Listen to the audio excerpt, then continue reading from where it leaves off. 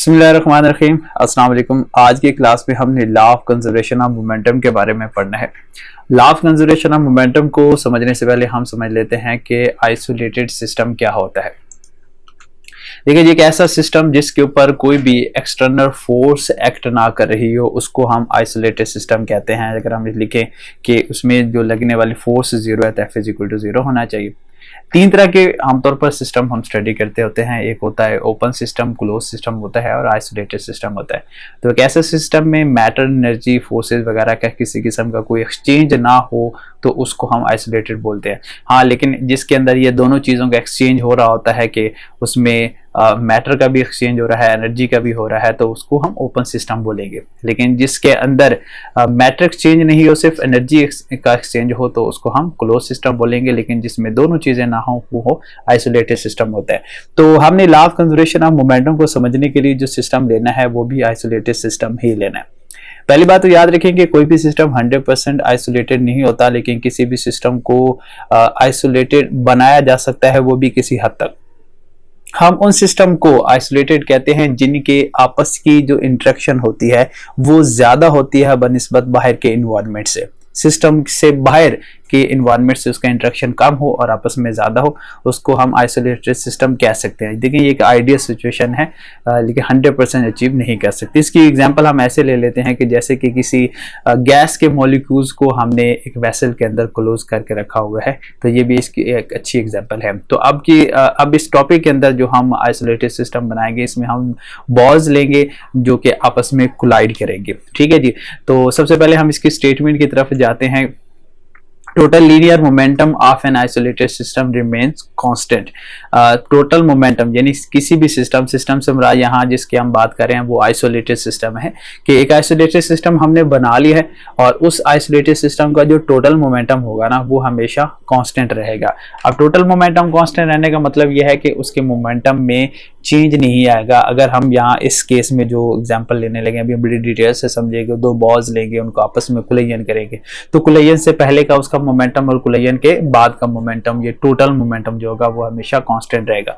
आपने एक इक्वेशन पढ़ी हुई है कि जो फोर्स है ये इक्वल होती है rate of change of momentum के इक्वल होती है। अब क्योंकि हमने जो सिस्टम ले रखा है वो हमारे पास कौन सा है जी, आइसोलेटेड सिस्टम है, तो इसका मतलब है यहाँ पर फोर्स की वैल्यू क्या होगी, जीरो। तो इस इक्वेशन में जहां पर फोर्स है वहां जीरो पुट करें तो ये बन जाएगा delta P divided by delta T. तो यहाँ से डेल्टा पी जो होगा ये इक्वल टू जीरो हो जाएगा। अब डेल्टा पी जीरो होने का मतलब है कि चेंज ऑफ मोमेंटम जो है वो जीरो होगा। तो यहाँ से हम एक दूसरी डेफिनेशन भी बना सकते हैं कि total change in momentum of an isolated system is zero. ठीक है जी। अब ये हमने स्टेटमेंट तो बना दी, अब इसको प्रूव करते हैं। इसको प्रूव करने के लिए हम बिफोर कुलयन एक सिचुएशन बनाते हैं जिसमें हमने दो बॉल्स लिए हैं। इन दोनों बॉल्स में से इसका मैस m1 है, इस बॉल का जो मैस होगा इसको हम m2 कहेंगे, इसकी वेलोसिटी v1 है, इसकी वेलोसिटी v2 है, और अभी कुलयन इसमें नहीं हुआ। अब इसमें एक कंडीशन ये है कि जो v1 है वो ग्रेटर है v2 से, मतलब कि ये तेजी से मूव कर रहा है, ये जरा स्लो मूव कर रहा है। इसके साथ एक और चीज का ख्याल रखें कि ये जो बॉल्स हम यहाँ पर लेंगे ये दोनों बॉल जो है वो स्मूथ होनी चाहिए और इसके अलावा ये हार्ड भी होनी चाहिए। देखिए, अगर बॉल्स को स्मूथ और हार्ड नहीं लेंगे तो कोलिजन के बाद इनकी डायरेक्शन चेंज हो सकती है, यानी वन डायमेंशन से ये टू डायमेंशन में भी जा सकते हैं। तो फिलहाल हम सारी अपनी जितनी भी डिस्कशन होगी वो वन डायमेंशन में करेंगे। तो खास तौर पर इसकी डायरेक्शन को वन डायमेंशन रखने के लिए या इसको टू डायमेंशन में मूव ना करवाने के लिए हमें ये दोनों कंडीशंस को पूरा करना पड़ता है। बहरहाल, तो जब ये बॉल इसके साथ जाकर टकराएगी, इस तरह से कुलयन होगा, उस सिचुएशन को बोलेंगे एट कुलयन, और कुलयन के बाद इनकी वेलोसिटी चेंज हो जाएगी। जो v1 है वो v1 प्राइम बन जाएगी और जो v2 है वो v2 प्राइम बन जाएगी। और ये सारी चीजें हमारे पास है आफ्टर कुलयन। तो इस सारी चीज को अब हमने यहाँ पर मैथमेटिकली भी डिस्क्राइब करना है। ये जो बातें मैंने इसके रिलेटेड बताई हैं ये आपने एक पैराग्राफ है बुक के ऊपर, उसके अकॉर्डिंगली इसको राइट करना है। तो हमने असल में फाइंड करना है सबसे पहले इम्पल्स, और सब पहला इम्पल्स हम फाइंड करेंगे इसके फर्स्ट बॉल का। ठीक है, फिर उसके बाद हम इसके सेकंड बॉल का इम्पल्स फाइंड करेंगे। अब इम्पल्स को के बारे में आपने पढ़ रखा है कि इम्पल्स इक्वल होता है एफ मल्टीप्लाई बाय टी, और आपने यहाँ से एक और रिलेशन भी पढ़ा था कि F into T is equal to delta P, ये चेंज ऑफ मोमेंटम के इक्वल होता है। अब चेंज ऑफ मोमेंटम क्या होता है हमारे पास के final momentum minus initial momentum.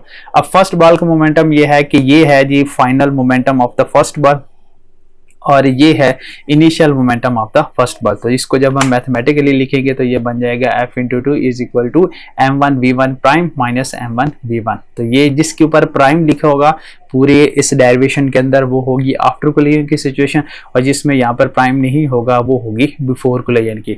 तो फाइनल माइनस इनिशियल यानी कि after collision minus before collision, ये हम करेंगे।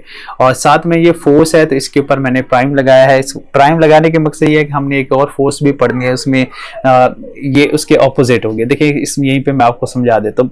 अगर ये फर्स्ट बॉल सेकंड बॉल के साथ जाके टकराएगी तो ये इसके ऊपर एक फोर्स लगाएगी, ठीक है, यानी कि ये इसके ऊपर एक्शन करेगी।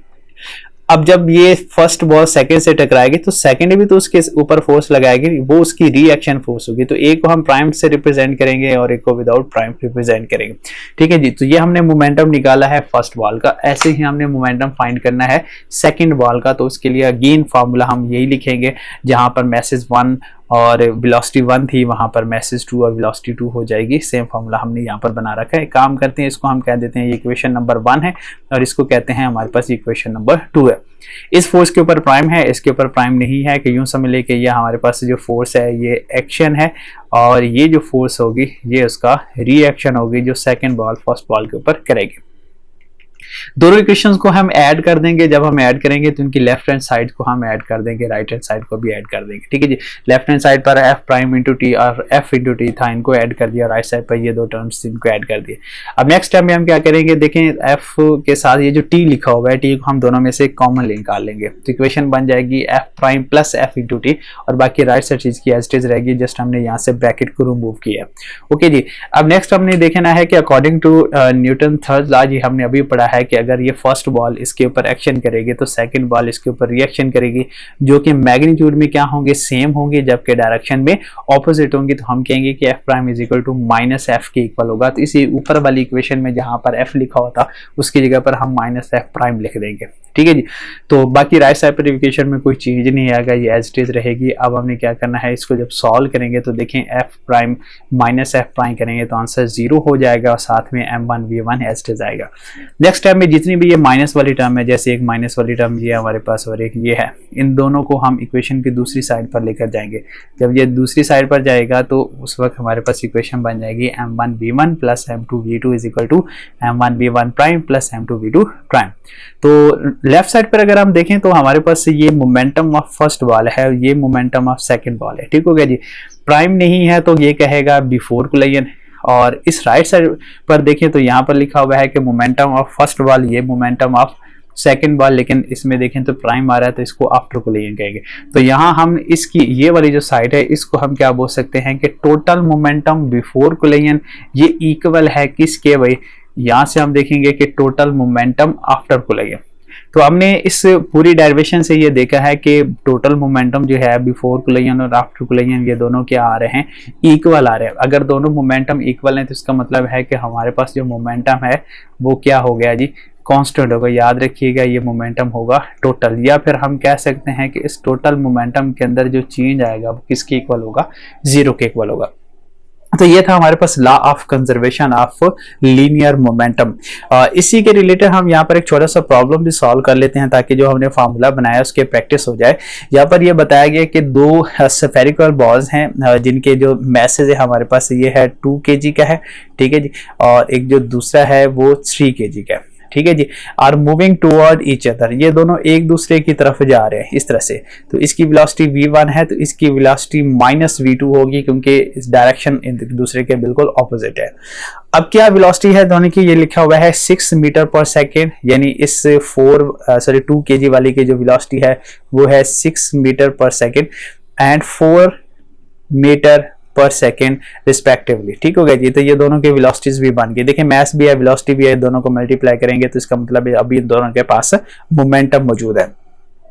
What must be the velocity of the smaller ball? Smaller ball मतलब कि जिसका mass 2 kg है, इसकी velocity क्या होगी आफ्टर कोलिजन, यानी जब कोलिजन हो जाएगा तो उसके बाद इसकी velocity क्या होगी। स्मॉलर बॉल की velocity क्या होगी, जबकि जो बिगर बॉल है ये 3 kg वाली के, इसकी velocity बन जाएगी 3 metre per second.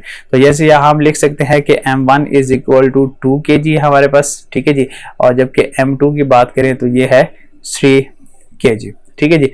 v1 is equal to 6 metre per second and v2 is equal to 4 metre per second.